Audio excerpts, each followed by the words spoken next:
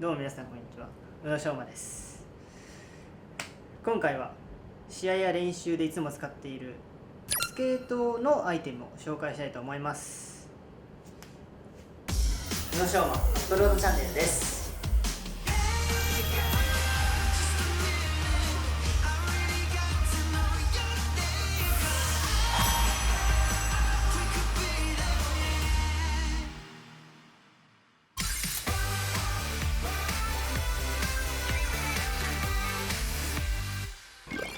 こちらがいつも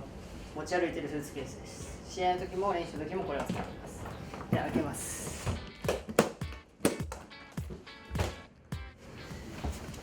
いしょ。こっちからでいいか。でまずスケート靴ですね。はい、これが1ケースです。もうこの1ケースの袋をタオル代わりにも使ってます。布生地で作ってもらって、いつもこれで拭いたりしてます。練習すると氷とか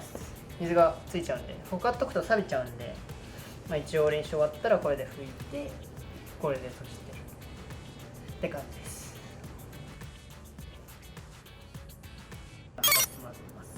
1年前に1回エリアに変えさせていただいたんですけど、僕はもう1回ディスポートに戻して、エディアも全然履いてて苦痛とかではなかったんですけど、どうしても靴が当たって足に合わない時もあったので痛いのが一番あれかなと思ったのでディスポートに戻しました。で型はロイヤルなんですけど、多分この形はもう出回ってないのかな。だから結構これ1個作るのがすごい大変で、毎回お願いしないとなので、今はなかなかコロナの影響で新しい靴頼んでも来ないので結構困ってます。はい、僕は1ヶ月、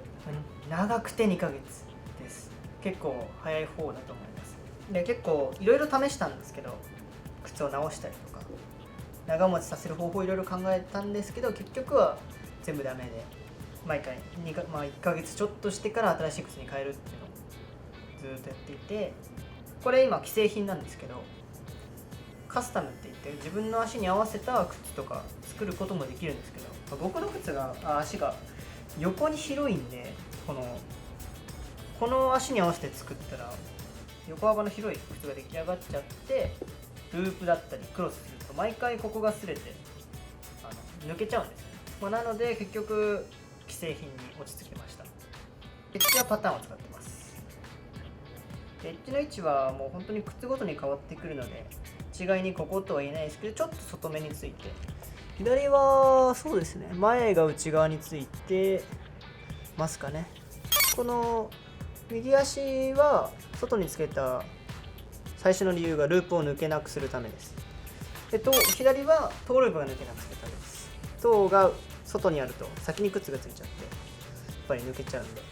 内側にしました。最近はその靴に合うようになるべくつけてますけど、やっぱ自然とこの位置に落ち着くかなって思ってます。はい、